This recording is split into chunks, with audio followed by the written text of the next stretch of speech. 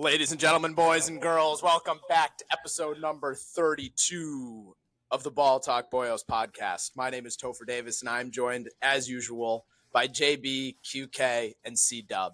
How we doing today, boys? Doing fantastic, Topher. Thanks for the answers. I have to tell you, this Friday, after a long, cold, dark winter, I got a new propane tank for my grill because it ran out right about the time of winter. So I've used it 3 times since then. I made dinner with it on Friday. I grilled some chicken this morning to have at lunch, basically for the whole week, and then I had more chicken for dinner tonight. And so I'm just living well right now. Enjoying the weather. Yeah, exactly. And just living the fine life. So I'm doing great. I'm excited to hear how Joey and Connor are doing. Yeah, no, that's good right now. Oh, yeah, no, don't interrupt me. But anyways, life's good right now. So when the weather gets nice, it makes me want to do one thing and one thing only. You guys know what that is? Sit on a patio and drink. Hug some cube. I want to hug some cube, honestly. And you know the great thing is, Topher, we have 2 friends who have a die table, but you know what the bad thing about that is? They haven't invited us to play die yet. Connor and Quinn, I'm putting y'all on blast live right here, right now. I know we were just talking about playing die in a couple weeks here, but Topher was telling me the other day, I didn't want to bring this up. I didn't want to make the whole thing, but Topher was saying he's been kind of hurt and offended that you guys haven't invited him over to play beer die yet. Do you guys want to answer to that, or is it like personal against Topher, or what's going on here? Yeah, Topher smells. What? I think 2 weeks till conference, man. 2 weeks till yeah, that's talking, buddy. Good point. Notorious. If you know, you know. Well, Quinn, I hope you threw something on the grill for the entire Red Sox coaching staff. Every single one of them. You guys know this about me. Everyone that's, been around me in the last few years knows one thing, something about me. There are 3 things I love more than anything else in this entire world. Me? It's my friends, my family, and Boston Red Sox baseball. And when a decision like the one is made on Saturday where they fired 8 guys, 27 games into the year, 27, you fire the man that led this team, and I get it was 8 years ago now, but led this team to being one of the 3 best teams of the century. Not only him, you fire a franchise legend in Jason Varitek. They've continued to ostracize other franchise legends throughout the past few years. David Ortiz doesn't feel comfortable going up to guys in like the locker room and stuff and talk to them about hitting because what he would tell them doesn't fit their philosophy. And at the end of the day, this was a gross power trip on behalf of Craig Breslow. And then he has the audacity. He went on the mic then this past weekend at their press conference and said, the playoffs are still the expectation for this team. That's great. I'm glad that's still the expectation. That should be the expectation year in and year out. But if that has not happened, I want him gone. I understand someone needed to be made an example of, but he fired everyone along like the core of coaching tree. Everyone that he has brought in since he took over as president of baseball operations has kept their job.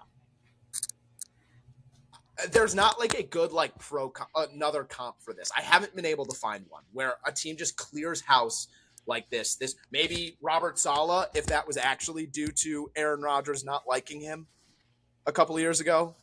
Like there's just not this just doesn't happen in the middle of in April. Quinn, it's April, and we fired everybody. I am now the hitting coach for the Boston Red Sox. I don't know how to hit.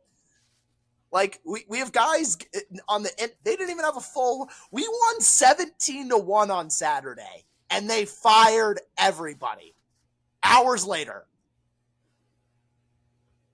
imagine if the Rams had some dingleberry of a GM that was just like, you know what, McVay, I don't really agree with you. You're gone. Like if his reaction to the Ty Simpson thing, That might actually be it. If they fired him because of his reaction to the Ty Simpson thing, if they're just like, yeah, you got to go. And we'll get into that. But like, if the entire industry says this was a horrible decision, what does that lead you to believe?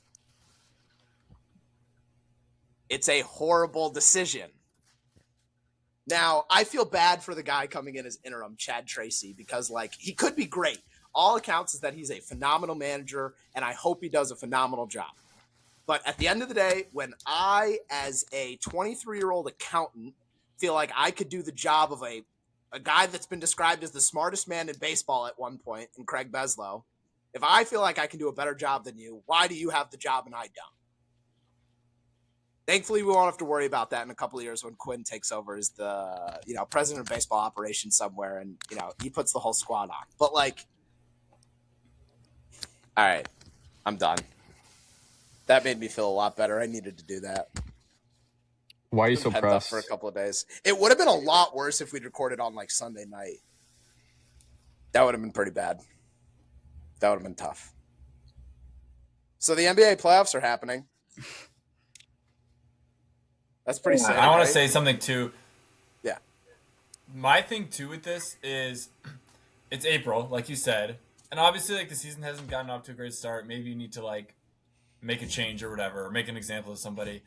My initial thought was like, okay, maybe he like started to lose the locker room or lost the locker room, the clubhouse, and that's why they fire him. And then like either yesterday, it must have been yesterday, like the players like spoke out in their interviews, like why did this happen?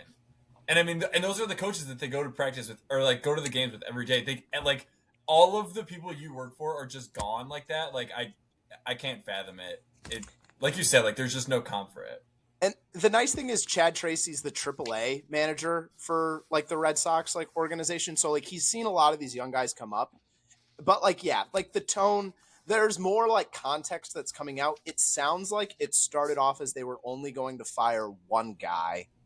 And then they were firing a couple others. And then eventually they were like, you know what, why don't we just fire Cora too? And it was made to sound like Cora was given the option to stick around, but they were going to fire all of his guys. And he was like, no, I'm good. Like, I can go too.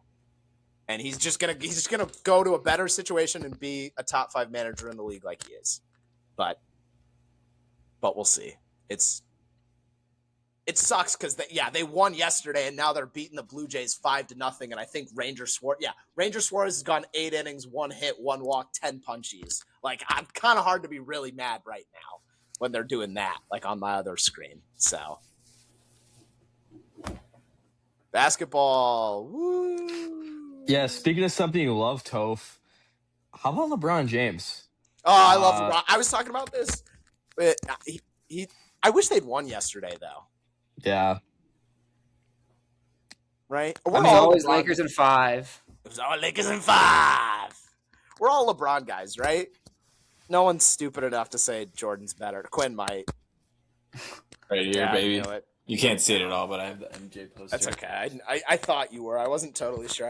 I hope I raised you better than that. But Joey, what as an Ohio boy yourself, what are your thoughts on seeing the King do what he's done? These first, obviously yesterday was bad, but like at 41, doing what he's doing. You know, LeBron going out there and Bronning all over the Rockets has been it's been awesome to see, especially at this age at 41, being able to go out there. I mean, he's looked like a number 1 on a championship team this series, and seeing him go out there with a cast of Marcus Smart, Luke Kennard. By the way, both those guys have been playing fantastic as well. Rui's been playing great. I mean, seeing him throw a alley-oop to his son in a playoff game, like it's sad because I feel like this feels like the end. This feels like the swan song. This feels like the last little hurrah, and the fact that for all of our lifetimes, we have grown up with LeBron James being one of the best players in the world and being in the playoffs basically every single year. And that part of our lives, I'm 25 years old. I was born in 2001. I do not remember a world in which LeBron James was not one of the best players in the world, playing in the playoffs, competing for championships.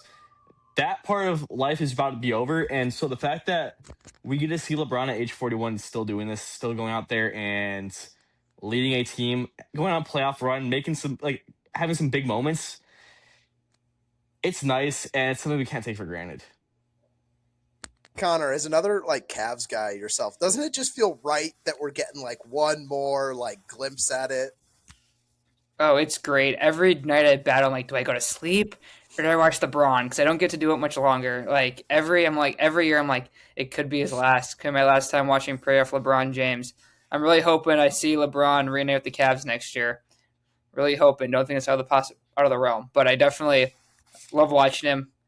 Any go to their sport at another career, you just gotta take it for granted. You can't take it for granted. You gotta just watch and be happy that you're able to watch him your whole life. So we are all witnesses, as they say. Quinn, do you think this is it? Like, is this the swan song? Is this the last? However long this stretch goes for, hopefully we get another series out of it. But like, do you think this is it for him? I don't know about it. Like, I think there might be. I think like he's not gonna just walk away right now. Like, I think there's 1 or 2 more years, but I guess you just have to like make the most of this sort of playoff run where like last year they just went out in the first round, and that's not really like a knock on him or anything, but it's like to see him play this way and the team be playing this well. Maybe it will be the last time. Who knows where he ends up going? Because it could be too. If he goes to Cleveland, like I don't think he's going to be the guy because he's going into a team that's already been established. So, in terms of like what Joey said about him being like number 1 on a championship team type, we just got to soak it in. Joey, go ahead. Yeah, I wanted to say I was just clarifying that when I say Swanson, I don't think he's going to retire after the season. I just think this is the last like vintage LeBron like playoff run we're going to see. Like if he goes to the Cavs next year or something, he's not going to be like, it's not going to be vintage LeBron we're going to be seeing. We're going to be seeing like role player LeBron. You never know. I think this is it. You never know. You think this is it? This year we thought this is it. If they win it all, this is it. 100%. I don't know if it matters. I obviously I want it so badly not to be it, but I don't know. I don't know if he wants to. He's getting too into golf.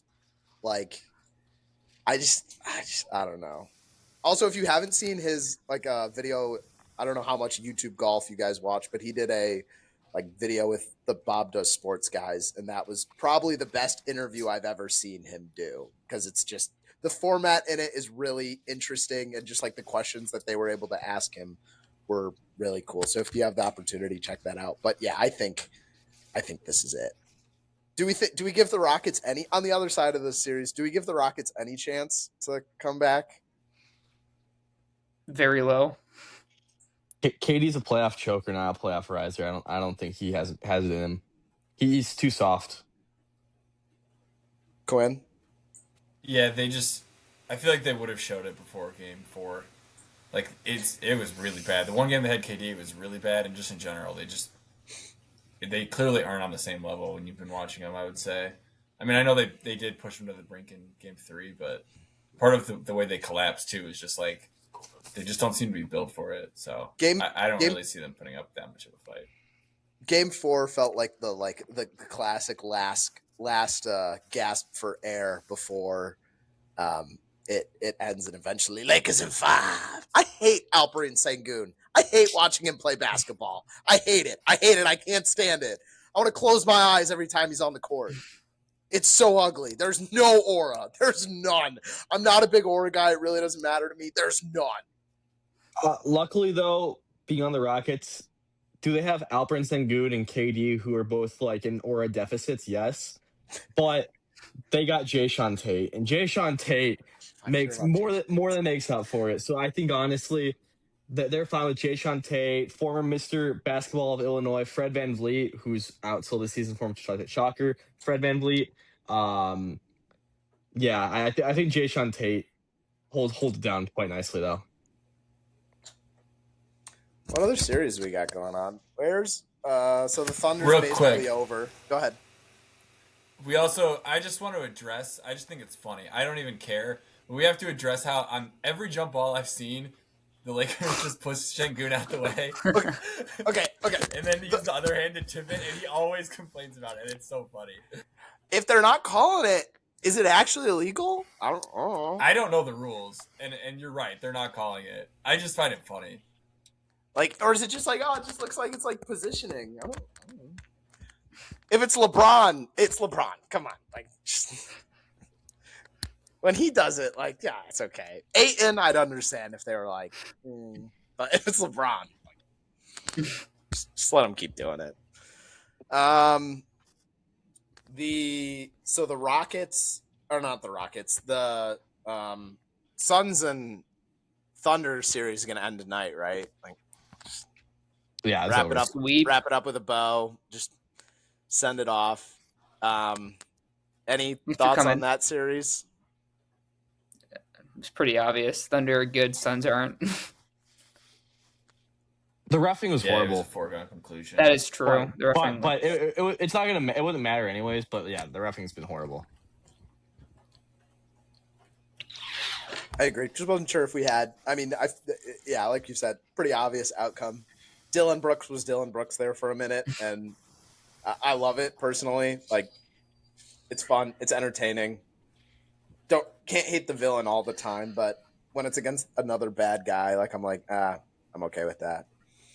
How did Anthony Edwards not tear every single ligament in his entire leg on that play? I don't think it was that crazy they didn't tear everything. It didn't look good. I yeah, but we've seen it in basketball. You see that? Oh, it's a lot more common in basketball for that to happen than it is in like football. Know.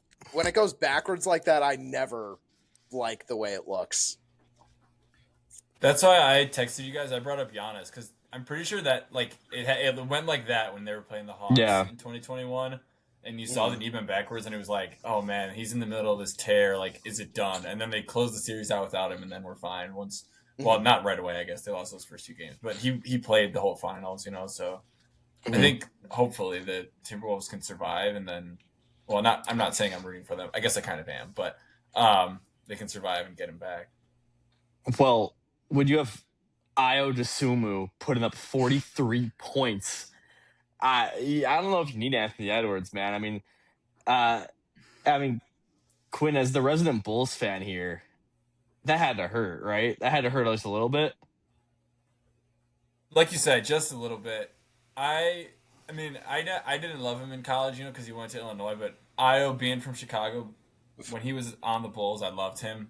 He was just the coolest. And obviously, we've discussed the Bulls rebuild and the timeliness of the sell, but I understood when he had to go, but just to see him do that, it does hurt, and also because I don't think we got that much for him, but it's also at the same time just awesome to see him playing well and able to thrive and take it to the next level in the playoffs. I'm so happy for him. Fun fact: my junior year of high school gym teacher coached Ayo Dosunmu in high school. That's pretty cool. Yeah. Also, the other thing from that series that was interesting, Jaden McDaniels, after what? Was it game 1 or was it game 2? Where he was basically like, yeah, all of the Nuggets, they just suck. They're just not very good. I know it was defensively, but it sounds cooler when and then he just went out and balled the next game. Maybe Ant was right. Maybe we are good. They got Kevin Durant, but we got Jaden McDaniels, and Rudy Gobert is balling, if I'm not mistaken. He's just clamping Jokic. He's got Jokic in a box. You'd think. It makes sense. They face each other however many times a year, and they've played each other each of the last 2 playoffs. No, just 2 years ago. But yeah, makes sense. He was gonna figure it out eventually. My take too for this series. So I just admitted I want the Timberwolves to win, but I want it to go another game or 2 because I think it's so much fun when it's and Rudy he wants to prove himself against Jokic.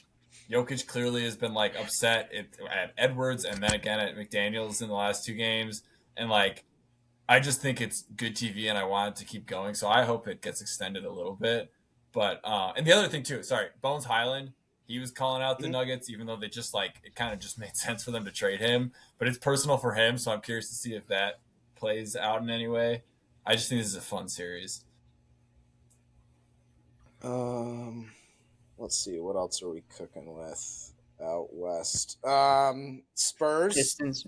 Oh, sorry. I was gonna stick with the West. We got one more. Yeah, that works. Yeah. Series to talk about.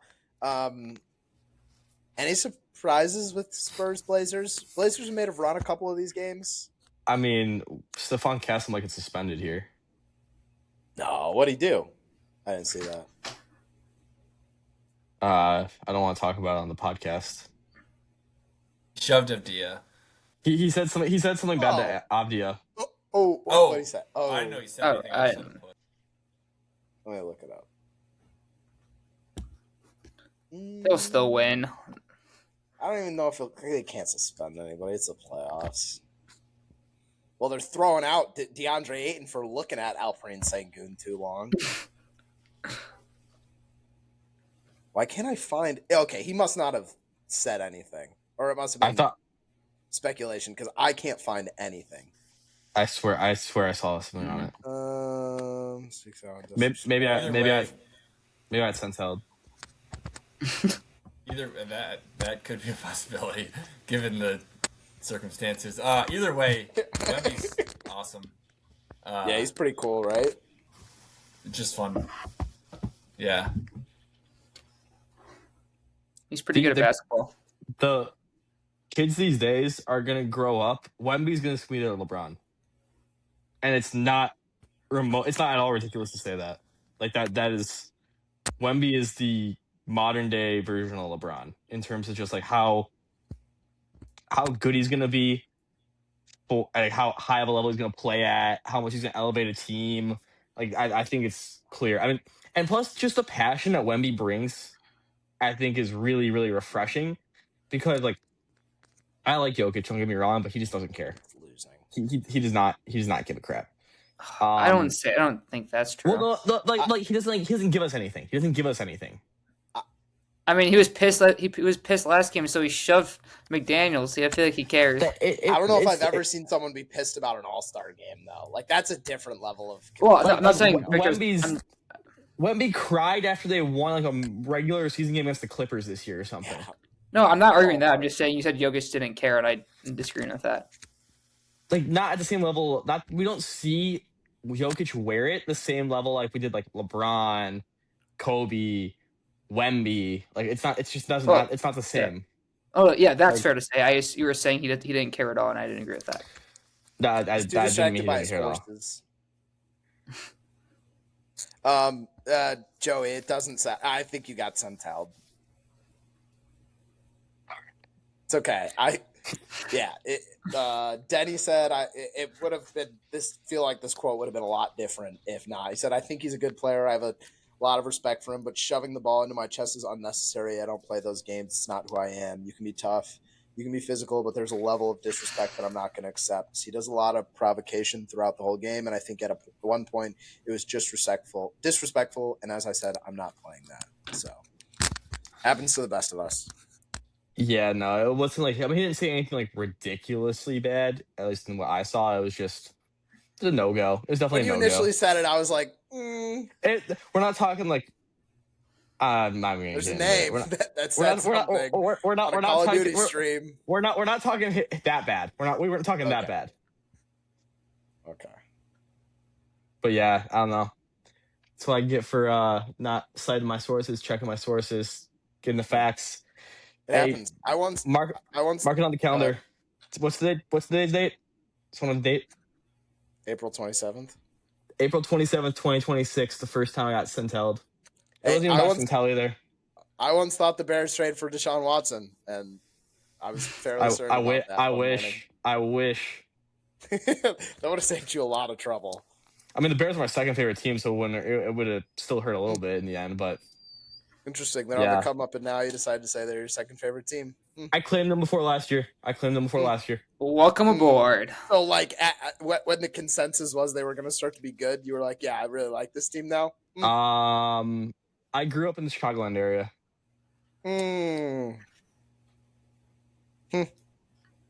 Just noticing. As a guy that gets a lot of bandwagon allegations, I'm just noticing. My guy I lived with for 3.5 years in college grew up like an hour from Chicago. Does he like Chicago sports? Does he like Chicago sports? I don't remember. He whoever's good, he likes really. It's a good one. Any other thoughts? In case you guys are wondering, not about the Penguins just beat the Flyers, I think, to bring it into 3-2, and then immediately a fight broke out. Like as the buzzer sounded, with like all 10 skaters at least.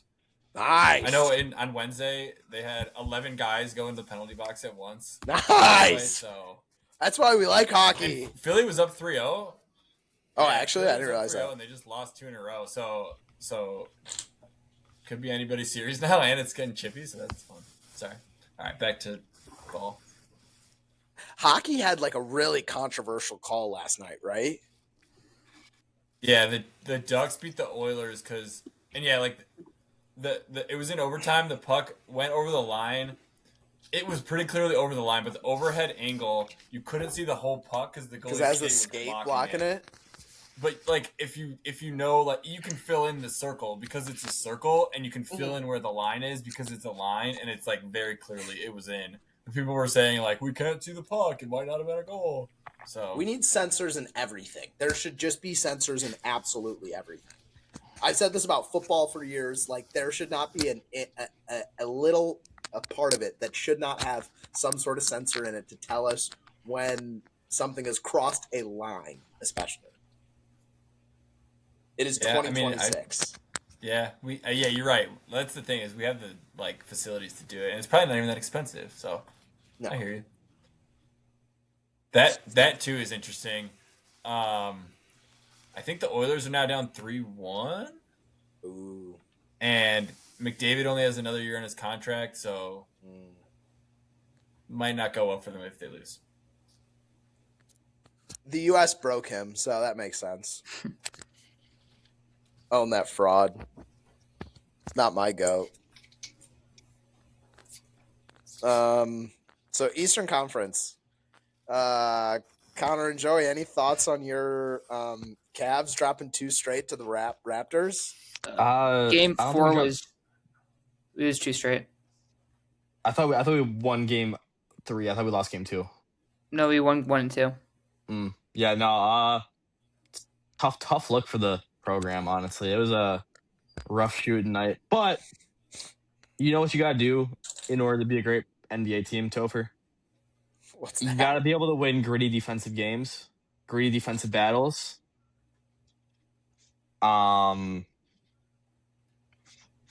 So I don't know. We couldn't do that either. Didn't do that. I thought there was something coming there. You looked like you got halfway there and then just ran out of steam. Yeah. Well, Scotty Barnes is the future face of the league, so.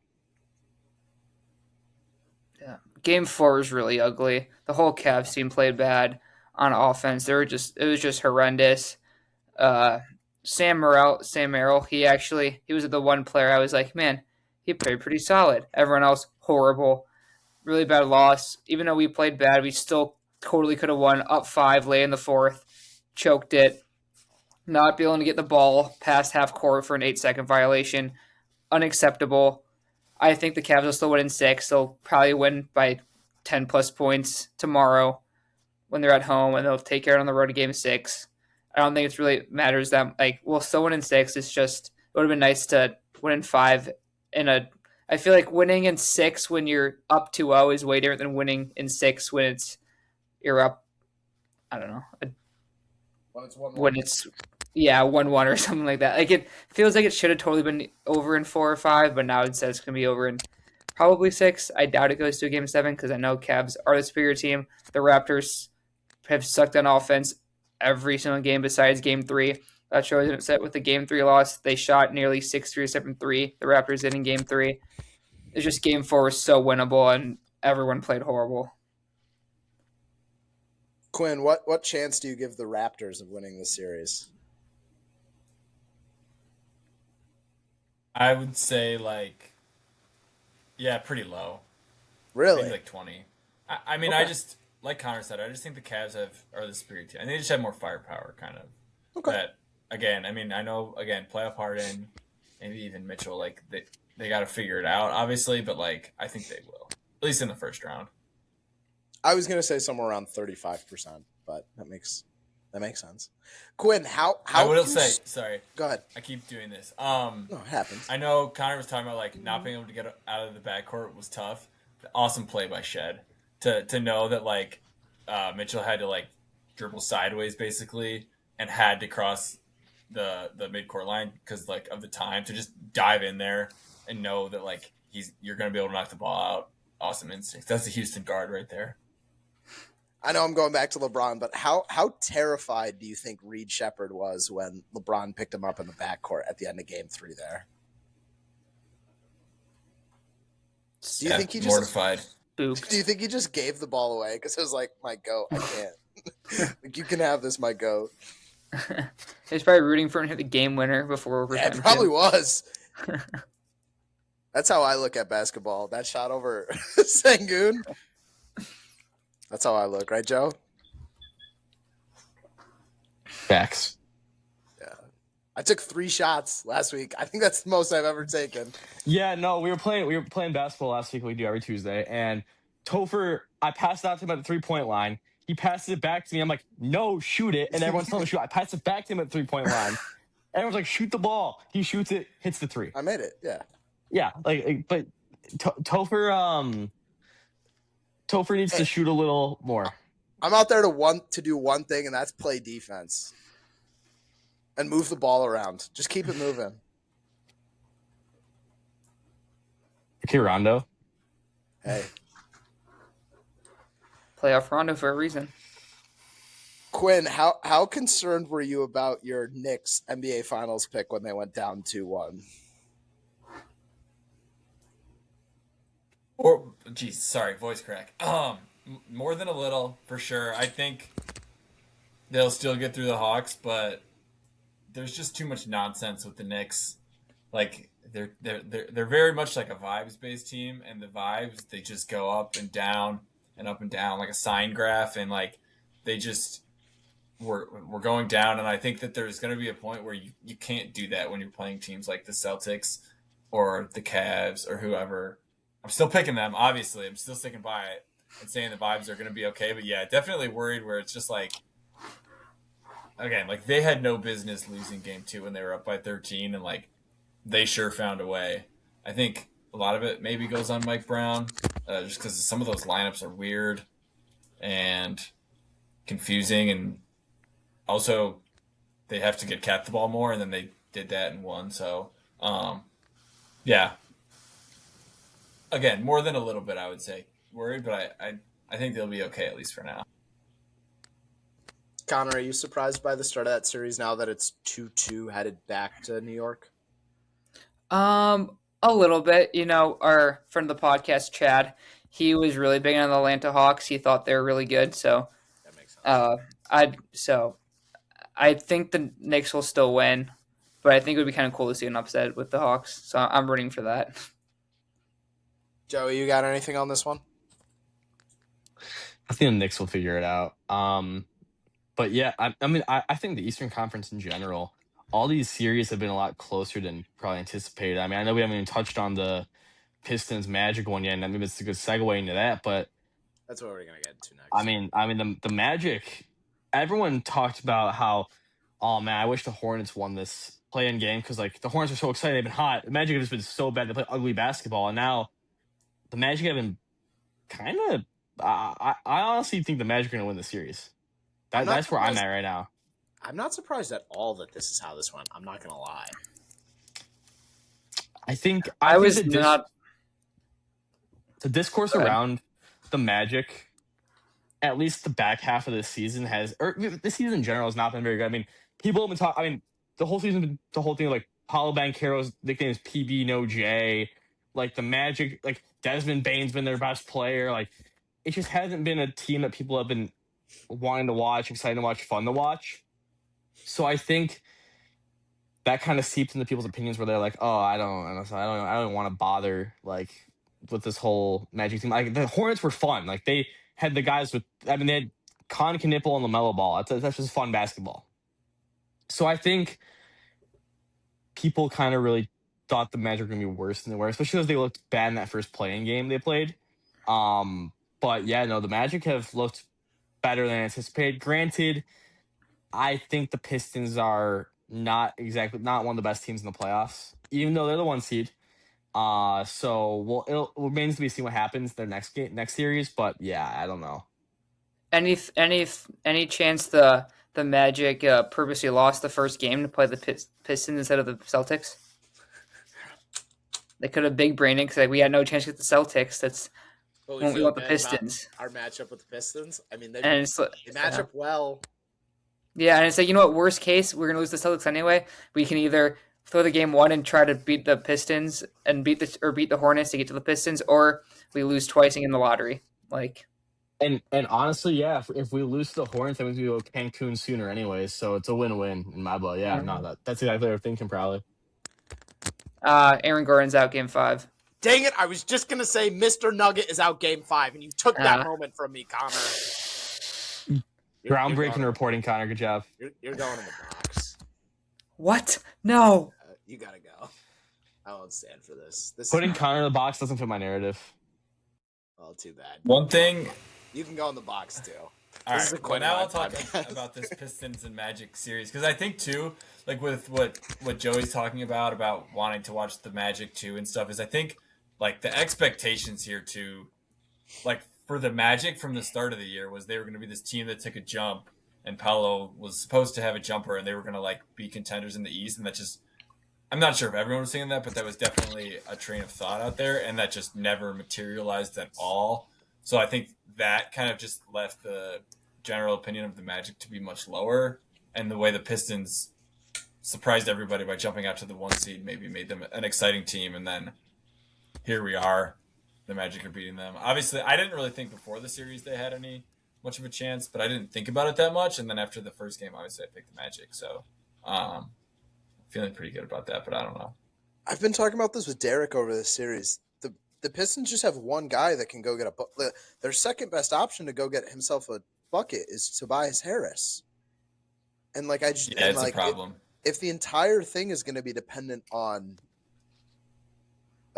Cade Cunningham and him facilitating for guys like Duncan Robinson, Jalen Duren, anybody off the bench, like you're kind of putting yourself in a tough spot where it's like, we'll let you go score, but like we'll just clog passing lanes, make it hard for everybody else.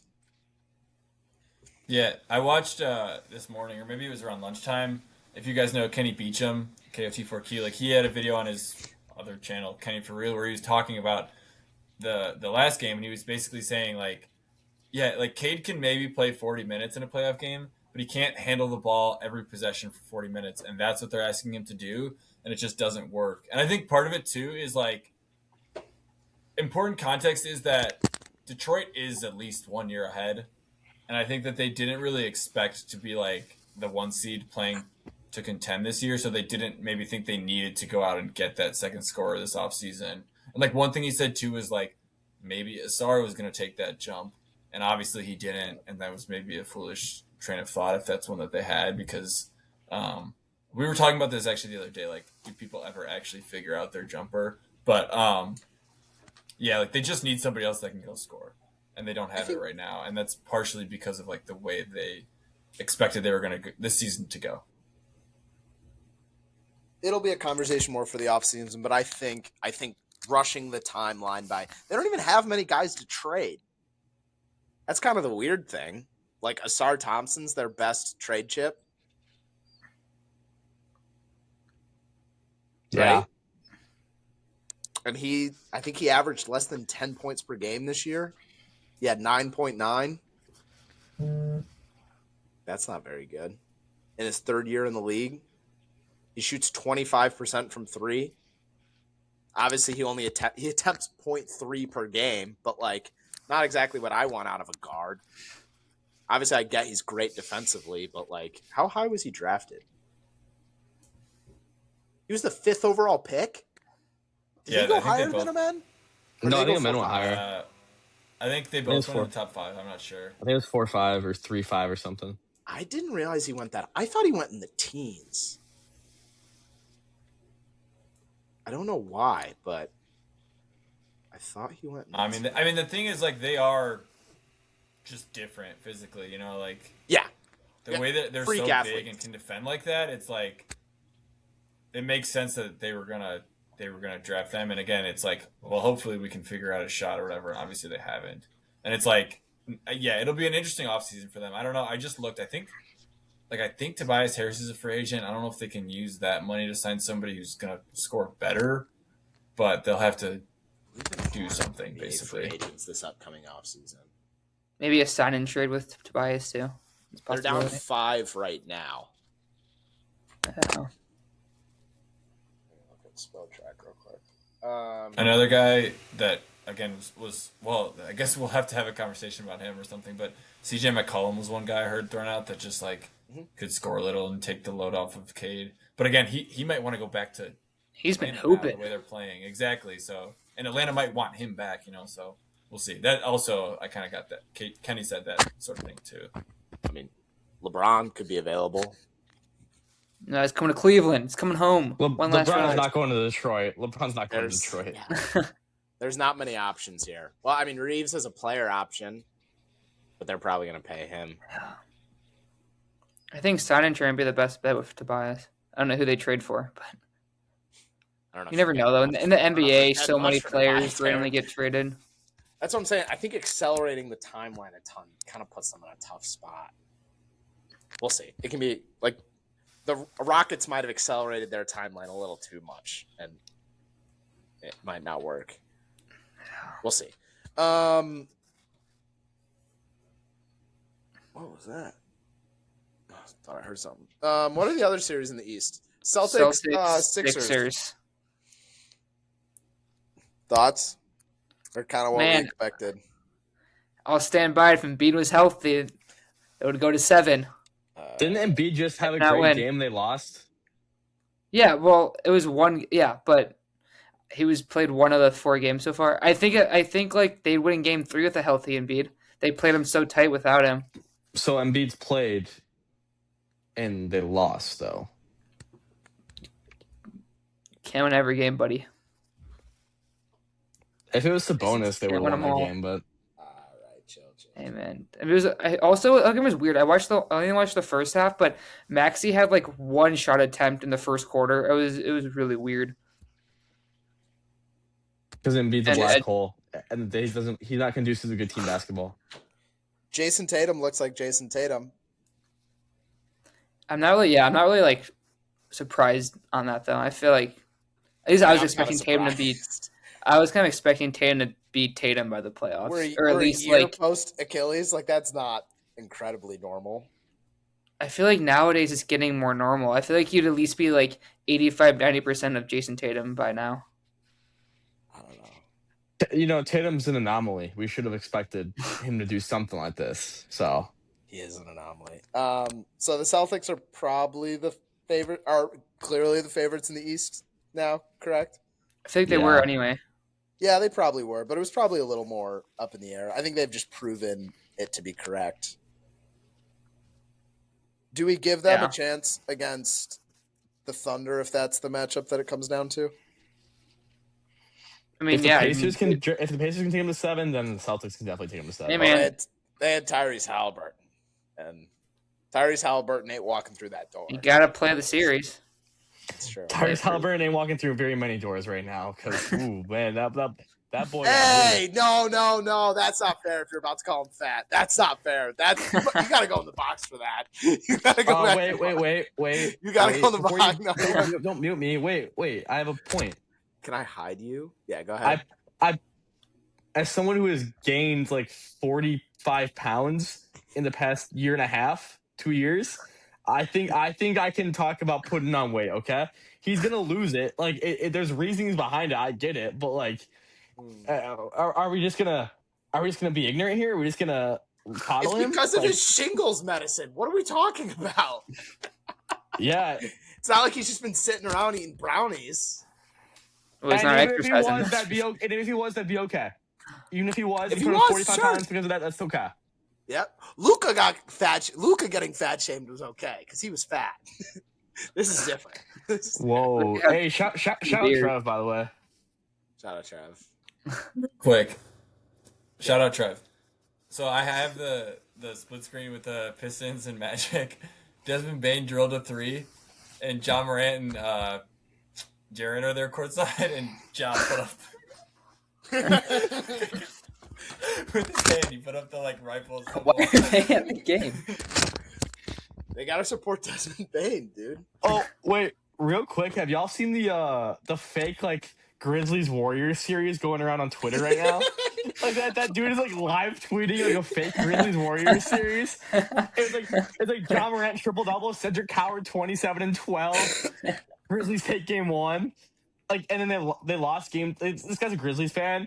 They even lost a game in his fantasy. It's 2-1. I think Grizzlies right now going into game 4. It's funny so stuff. Funny. We gotta fix the J word market bad. If this is the level of unemployment we're reaching, where people are just have the time to make a fake series and post it to Twitter.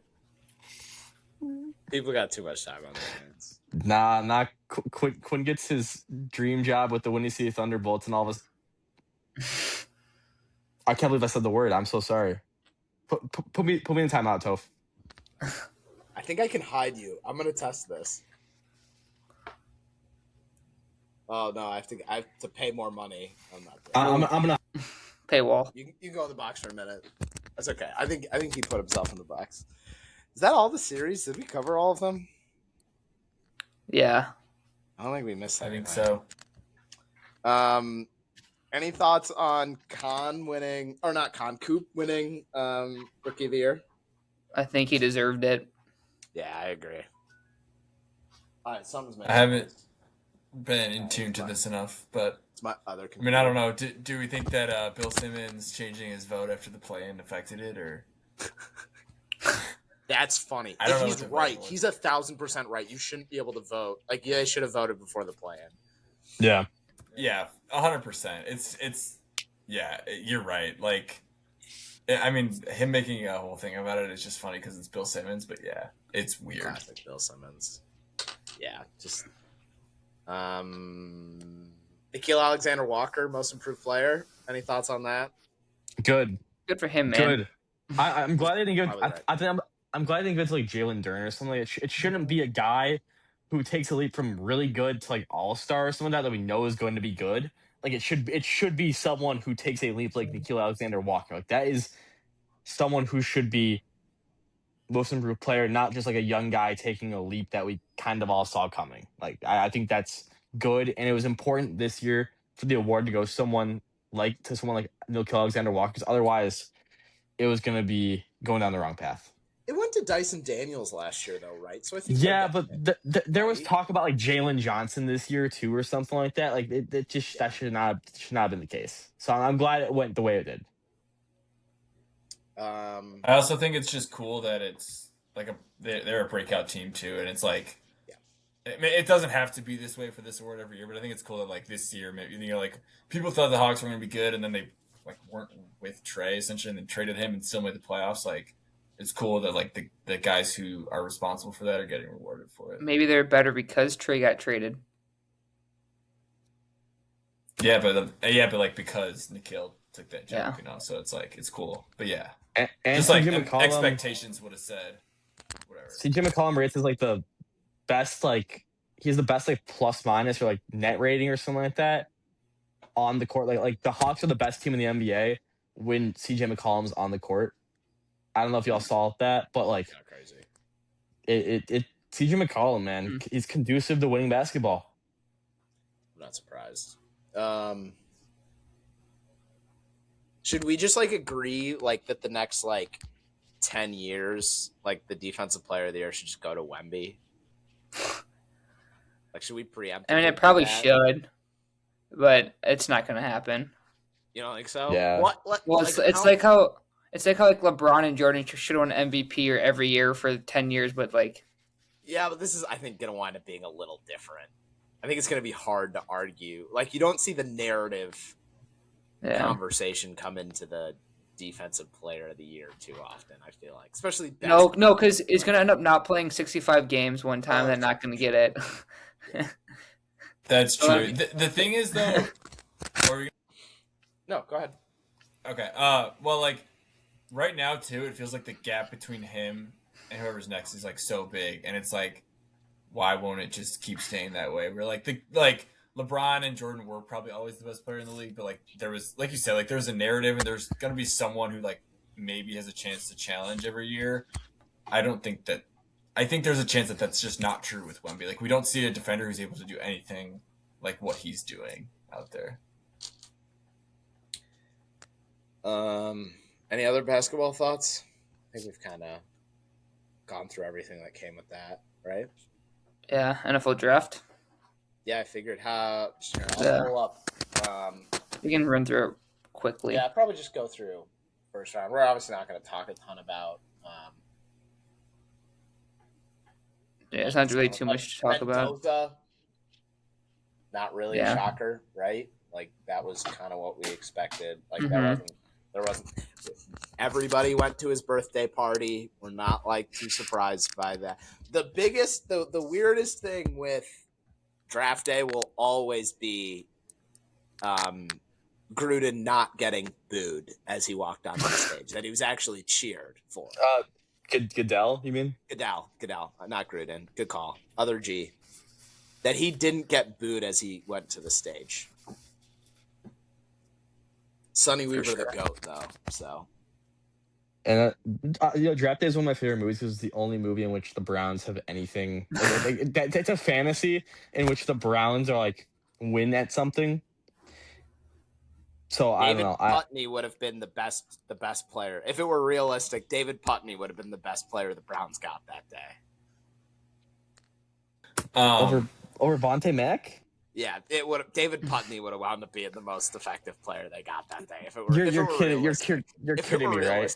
If it were realistic, Vontae Mack, the player they got that day. Vontae Mack, the undersized off-ball linebacker. No idea what middle linebacker all of a sudden gets 4 sacks in a game? Like what? That's how good he is. He did it in the Big Ten. He did it for Ohio State. I love Vontae Mack. I'm just saying, if the movie were realistic, David Putney would have been the best player they got that draft. If he can get on the field as an undersized linebacker and put up those numbers in the Big Ten for Ohio State, he sure as heck can do that in the NFL. I'm just saying, don't disrespect David Putney like that. So what you're saying, though, Topher, are you saying it's a good thing then that the Bears drafted a return specialist in the 3rd round? Did they actually? And they drafted a 7th round graded receiver who weighs 190 pounds. Is there not like someone else that like has the same name that they meant to take? That's pretty tough. Probably better than what was that one guy's 40 name? 40-time go Burr. Velus Jones. He's already been comped to Velus Jones. Oh no! As long as he catches the football on punt returns, then he'll be better than Velus Jones. Although Velus Jones does have a Super Bowl ring right now, so he does have a Super Bowl ring and a ferret. He's still not good, but at least he can say that. Why are we defending Velus Jones right now?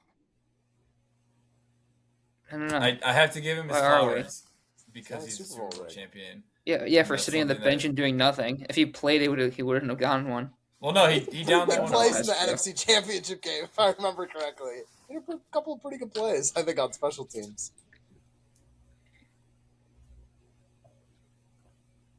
I don't know.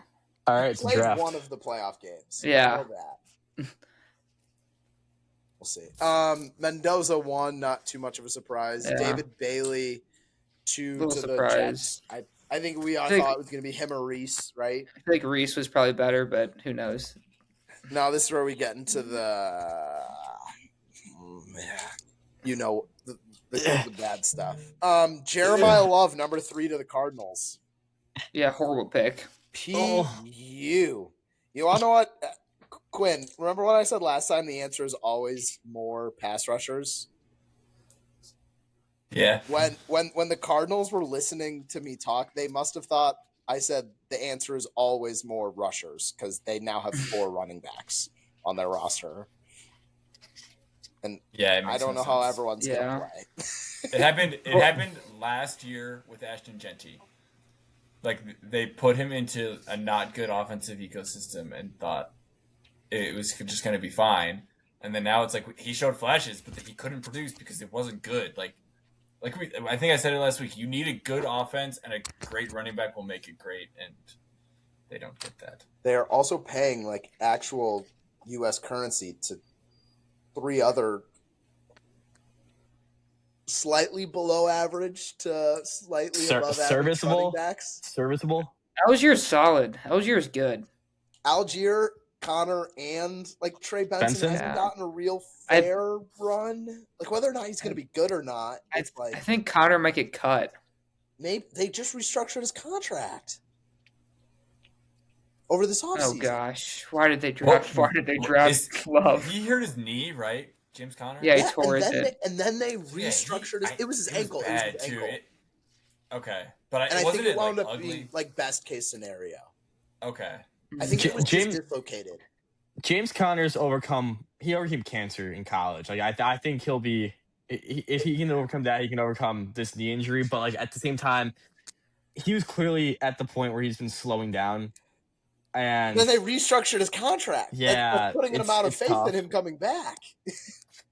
They should cut him. They knew. Go ahead. They knew too. Like they were. It's not like they were shocked. Oh, Jeremiah Love's here. Let's take him. Like it's not like they thought the Jets were going to take him, and then they had a change of plans because he was so good. Like they knew in March, they knew in February that they were going to be able to draft Love. Like if I feel like it should have been part of their plan, you know, it just makes no sense. The only thing is maybe they're trying to trade down, but still, I still think it doesn't make sense. We haven't thought about what might actually be the case here, gentlemen. What if they're trying to run the triple option? Have we considered the triple option here? Because let's just think about it right now. If you have all the or Carson Beck or Gardner Minshew. Gardner Minshew. Yeah, why would you cut Kyler Murray to run the triple option? But then again, they do have 5 running backs now. Maybe Love will just play quarterback. They just won't play a quarterback. They just want to wildcat the whole time. Yeah, they restructured his contract this year. For like this year specifically. What's Kendall Hinton up to right now? Is he can they call him up? We'll run a little triple option with him. He signed the contract March 9th. Tony Sperano going. Start running the Wildcat out there. But just big stupid activity out there. Yeah. I don't know. They're just hoping that he'll sell jerseys and get money that way. That's just what you do. It's a silly way to run a franchise. Not saying you're wrong, but you're probably. It is very dumb. It's not smart at all. Carnell Tate to the Titans. Told y'all. Good pick. I liked it. I don't hate it at all. That's a good pick. We saw the blueprint last year with the Patriots, and they just didn't do it. Not to say they should have taken like a tackle or something like that, but we saw obviously how you surround the second year quarterback. Obviously, like Reese was the best player on the board, but when you're throwing to nobody, you might as well taking a young receiver to bring with your young quarterback does not hurt. They still had they brought in Wan'Dale Robinson, however good you think he is, and then a couple guys. He's just a slot guy. Yeah, but that's. And Tate's a true X. It was if Cam Ward is truly their guy, it was a good pick. Aren't there still concerns about Tate though? Isn't there a little concern about if he's a little slower or not? I don't think. I feel like he's never been a number one option. People said the same. People said that there was concerns about JSN being slow coming out. Or Abuka not being a number one, and he was fine.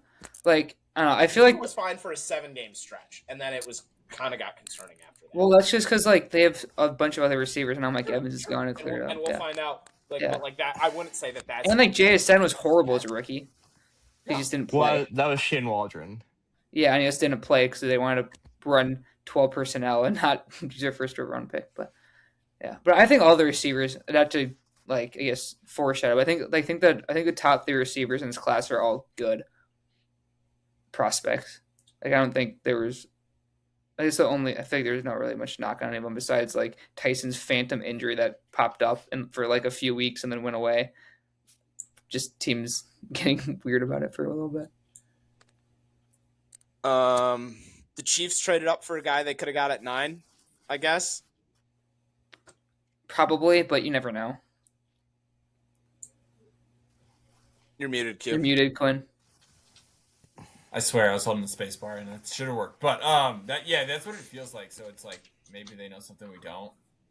But in a vacuum, I like the pick for them. Like they just lost both their corners, and so they've done a good job evaluating corners. They've done a good job evaluating them, and I don't think they gave up a crazy amount. And they still had another first round pick later, so like they could have filled 2 positions of need this day. But if he ends up being really good, no one's like, who cares? Nope. Who cares? That you give it a little more. Like we said, Tyson to the Saints, cool. Yeah, good pick. It. Help Shuck out, good receiver alongside Olave because they had really not much else besides Olave. Downs fell all the way to 11 to the Cowboys. Seems like the perfect, such a good pick way to work out for the Cowboys. I mean, they might have crushed this draft. Like they didn't do anything stupid. They didn't do anything stupid like I thought Jerry might. Desmond Bain just baptized Duran, by the way. Like, dunked straight over him. Oh, no. Okay. Suns are up 1. Ooh. Little magic out there in the valley.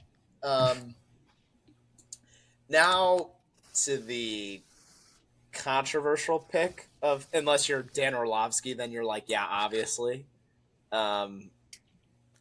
Ty Simpson to the Rams at 13. What are we doing? I'm so against this.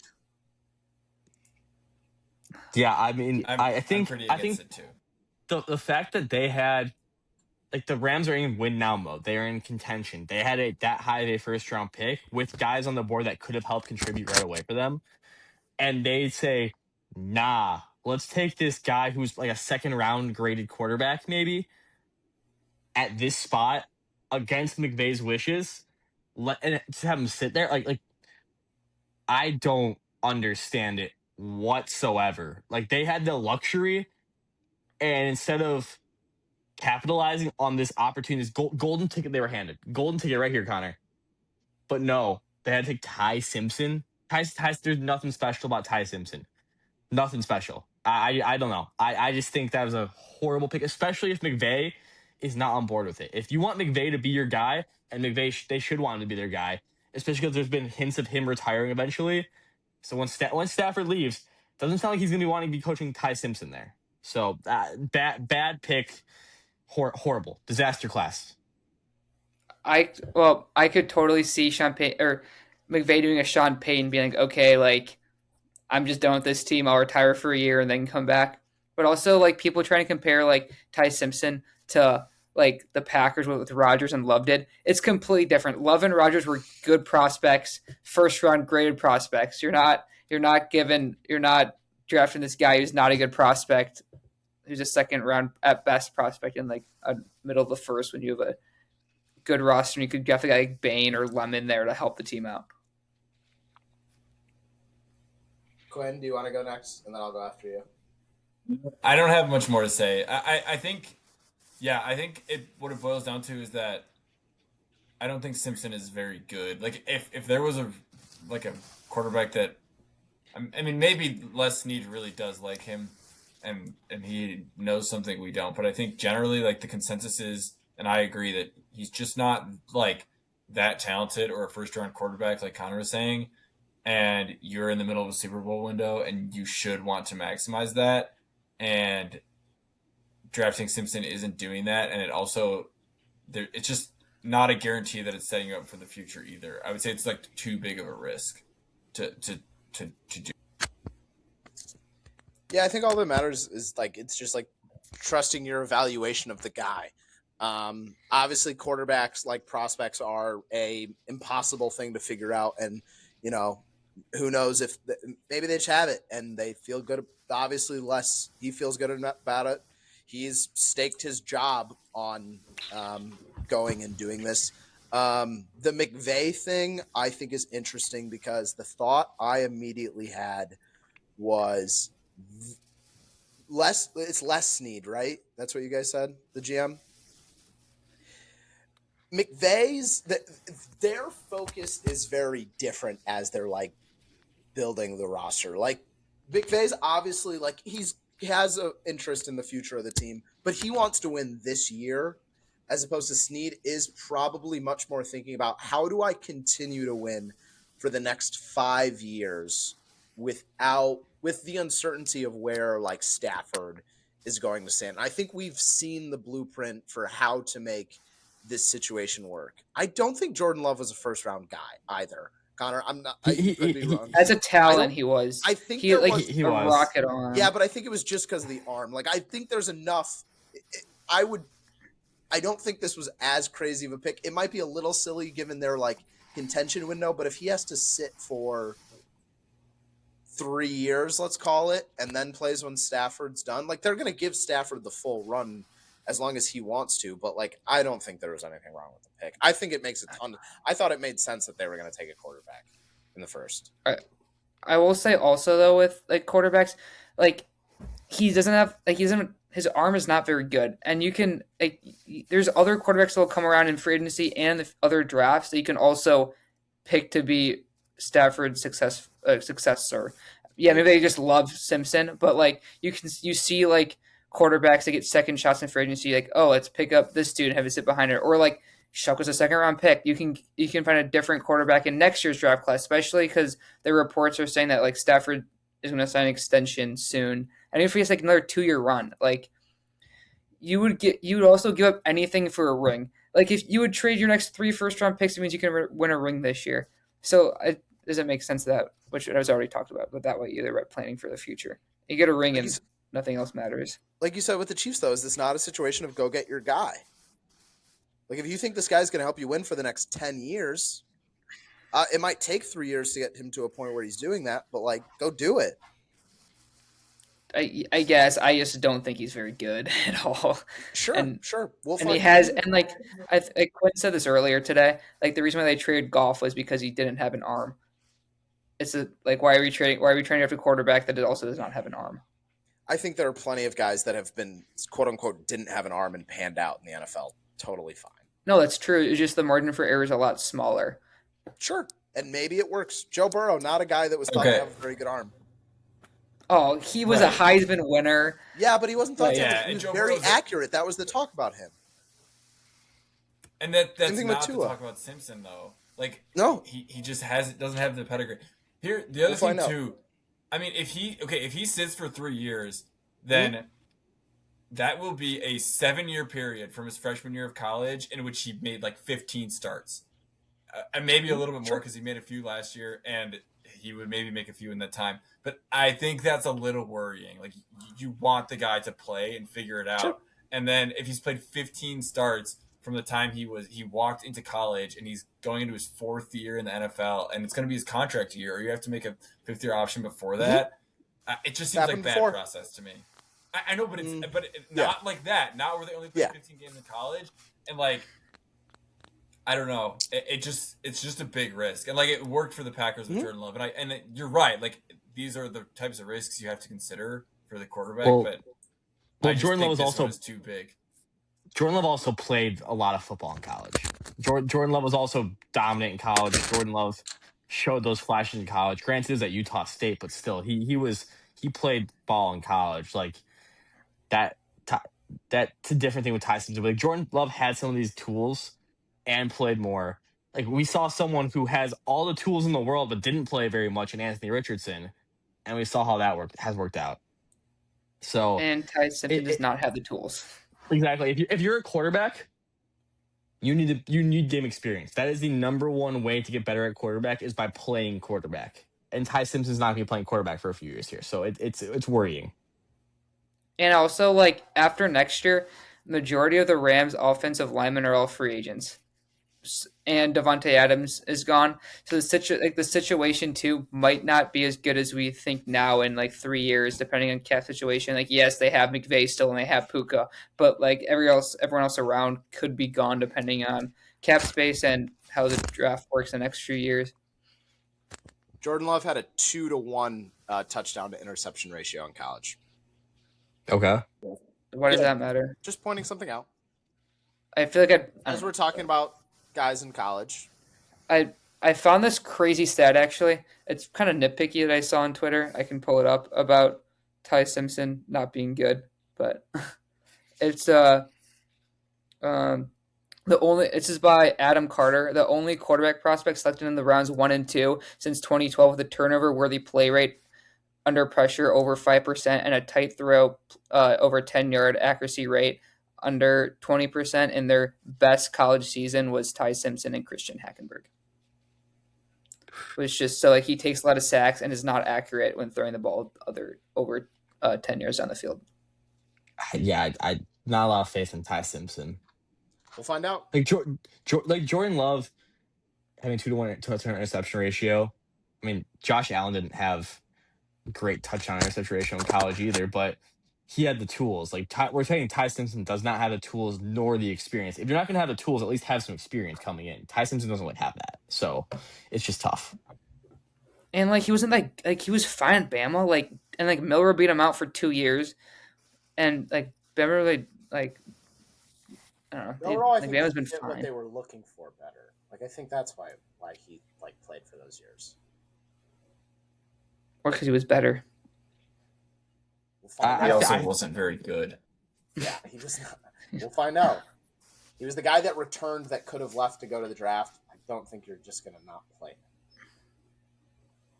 Well, I'm saying Milroe wasn't very good. Sorry, but no, he wasn't.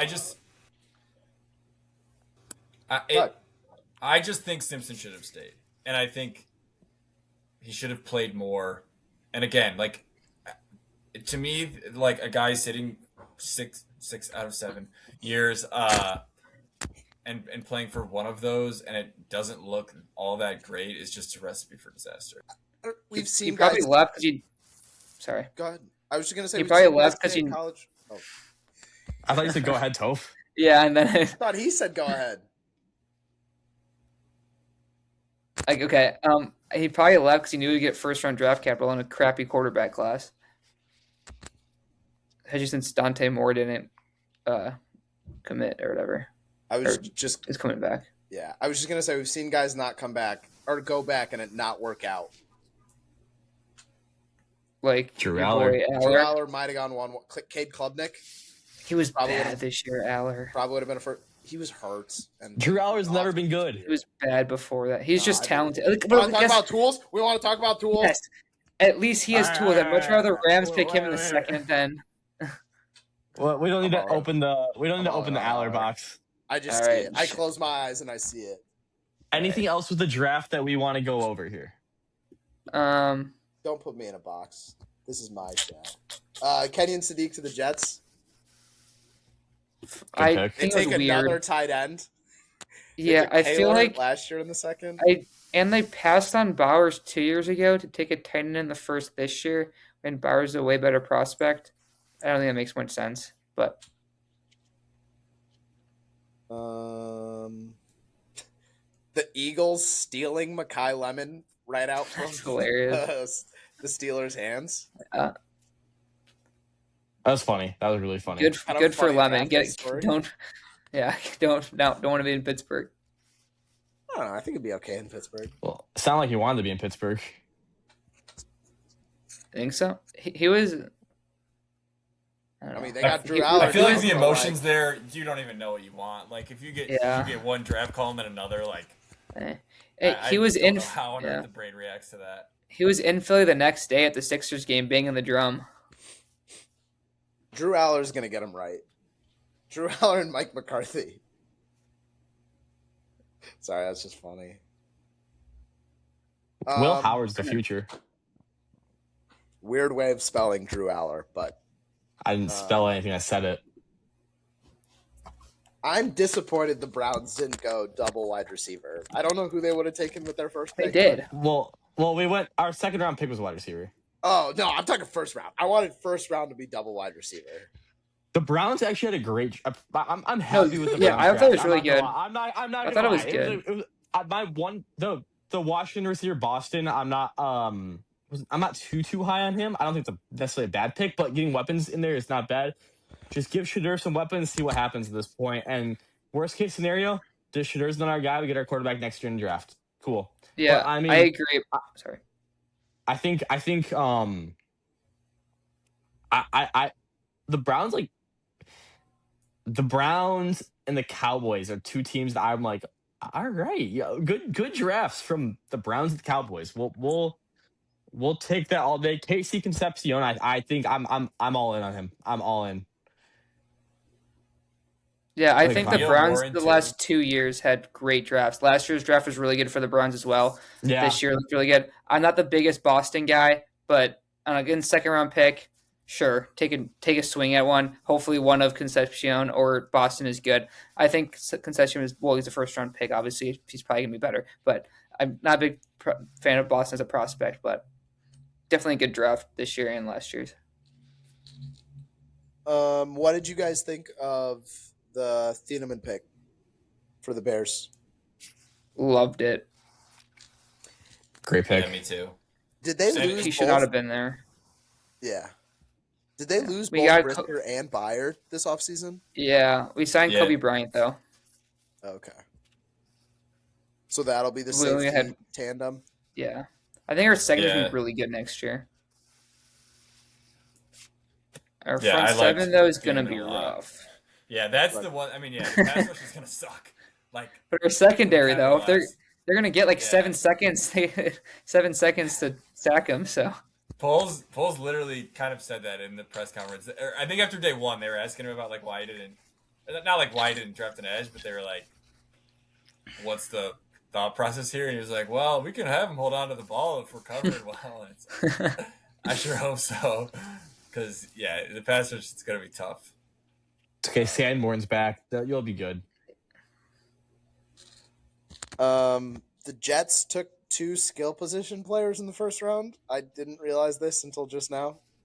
I like Oma Cooper. I think he's good. I thought that was a good pick. I think he's probably my 4th favorite receiver as a prospect coming into the draft. I thought it was a good pick. And like I think the Jets are going to set up really well to be bad again next year, then take their quarterback, like draft a new quarterback next year, and then they'll walk in with having 3 first-round talents as weapons, and you know for sure one's amazing in Garrett Wilson, and you can have as long as one of the either Sadiq or Cooper, or at least one of them is good. That's a pretty. And if Breece Hall resigns, we'll see what happens with there. You got a good weapons for your incoming future quarterback. Who do the Jets have playing quarterback this year? I'm blanking. Geno. That's right. I forgot. I was just gonna say, what what if Geno Smith is this year's Geno Smith again? I could Born see again. him. I could I'm all see in. it. We run him I wouldn't again. He ain't going right back. I'm gonna say I'm all in, but it can't be worse than last year. It just can't. I mean, he was the offensive coordinator, Chip Kelly, right? Was making up plays. Yeah, it just. And he's got way better weapons. Last year, all he had was Brock Bowers for like 5 games and Myers for 5 games, and that was it. Last pick of the first round, then Seahawks took the Notre Dame other running back. Price. I thought it was weird. I just feel like if you're going to draft a first round running back, why don't you just re-sign Kenneth Walker and pay him if you're going to draft a running back in the first round? But Money. Yeah, I don't know how I feel about the Price pick. I don't think he's a I first know round enough talent. about Price. Yeah, like I guess if that's what you're saying, maybe Yeah. they shouldn't have. You know, like I saw someone compare it to Clyde, and it's like that's probably like a little heavy, but it's like maybe like it's worth considering that could happen to you, and then you just spent a first round pick in a contention window on a running back. Like, which if he's like really good, then it'd be like okay, it's worth it. Like a rookie running back end of the first round contract's not like too expensive, and if he's really good, I just don't think he's really good. And I feel like Kenneth Walker wouldn't have been too much more expensive. I don't know how much how much his rookie contract is, but it probably would have been a decent difference if I had to guess. Okay. Yeah. Because I know like Jeremiah Love's getting paid like $50 million or something crazy, but he's a third For overall that pick, draft so it's slot, different. yeah. Yeah. Do we think Carson Beck starts for the Cardinals at any point this year? I sure hope not. Probably. For the sake of my eyes, I hope not. I just think they're gonna suck, and they're gonna like might as well throw him in there for a game or two. But Yeah, once Yeah. the season's lost, sort of like how Ewers got in there for the Dolphins, like Yeah. oh eventually gosh, I things will forgot just be about that. bad. Yeah, exactly. Yeah. Klubnik to the Jets. That's worth keeping an eye on. He was obviously a much higher touted prospect at one point. I'm trying to see. Any shocks about Diego Pavia going undrafted? Not surprised at all. Small with an attitude problem. What a freaking idiot! Representing Sounds like himself. Shador. What?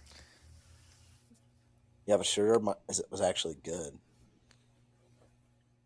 I read an article today. I'm rooting that for him. I read an article that the attitude problem is blown out of proportion. Like if he were 6'3", the things he's done nobody would really care about. Like, but I don't really know. He was never going to get drafted. I don't know when you go on Gruden's pod or show and say I'm not going anywhere unless I'm gonna start. Like that's. And he said No, like that's F the fair. Heisman committee, F the draft, all that type of stuff. Like I thought Fuck one of those Mendoza. was fake.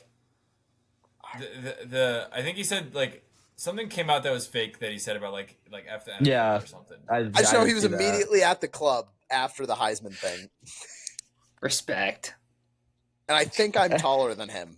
I'm not totally sure. No, But if we know anything about, Pavia's like 5'9", he's not like 5'4", dude. I was gonna say if we know anything about these heights, that means he's probably actually 5'7". So he's still got a couple inches on you. All right, that's crazy. All of though. No, I'm not accepting that. That's a tally. Is Taylor Green gonna play for the Browns at all, Joe? Honestly, I think the Browns, what they need to do, get Dylan Gabriel out of there. Obviously, in a perfect world, Deshaun Watson would be out of there, but that's not. It's the Browns. It's not That's perfect world. QB1. Start. That's He might start QB1. week 1. That's QB1 Shadur's getting more first team reps right now. in rookie minicamp. Sean went right back. But what I'm going to say is, did you? Sorry, on rookie minicamps, did you see that meme? Well, somebody made a joke about, I think it was Tage Seth, the analytics guy, but he said it's cruel that they sent Pavia to minicamp and not regular size camp. No, I didn't see that. It's kind of funny. He's with the Ravens. yeah. But with the Browns quarterback, I think I wouldn't mind Taylor Green if I think if the Browns are smart, which they're not. It's the Browns. I get it, but I like Monken. I think Monken might be a good guy for us. We'll start Shador Sanders. Shador Sanders will be our guy. Deshaun Watson, we're just gonna eat it. We're just gonna eat the money. Just eat it. See if Shador's the guy. If he's not the guy, fine. Throw Deshaun Watson there a little bit, and then when Deshaun Watson's inevitably not the guy, Taylor Green.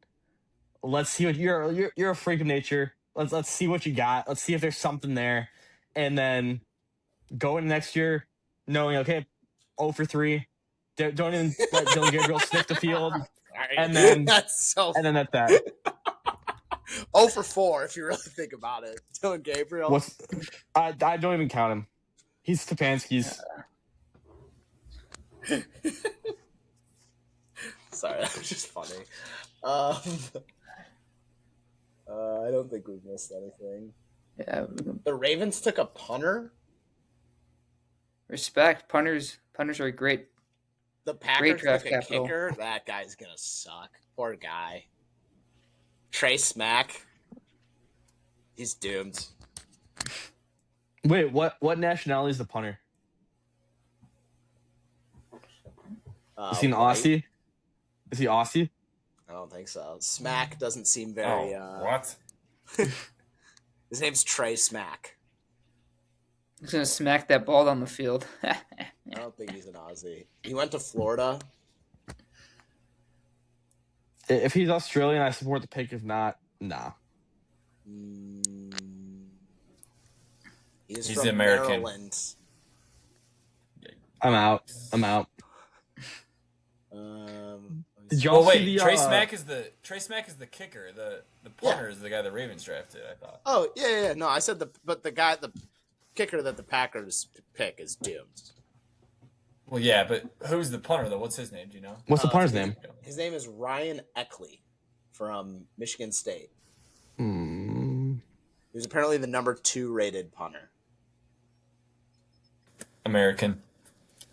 Do we have any final thoughts? I think we've kind of done everything. I have to make a correction.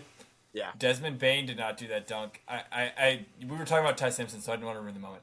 Desmond Bain did not dunk on Duren. It was Jamal Cain.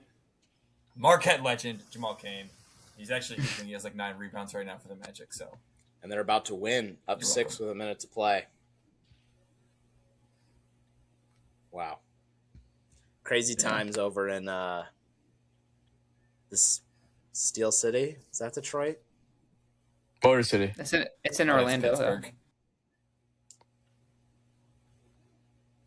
Close enough. Any other thoughts before we wrap this up? It's conference week. Go Birds. Conference week. Go Birds. Can't wait. Be there Saturday or Friday and Saturday. Can't wait to watch the guys run one last time. So it's always great to be back in the show. You know how it is. But yeah, we got nothing else. Shout out to the guys that broke 2 hours in the marathon. Kipchoge did it first, but you guys, it's still cool. Yeah, it's fine. Imagine being like the guy, Kajelcha, the guy that came in second but still broke it. In his marathon debut as well, by the way. He'd run like 7 half marathons all under an hour. So it's not like he hadn't been on the road at points. But yeah, still his first marathon. That's disgusting. Derek's crashing out there, I think. But yeah, enjoy this week of sports. Go Sox, go Birds, and we'll talk to y'all next week. Go Cavs. Oh my gosh, this is a fumble on my part. I can't get to the stop button. There we go.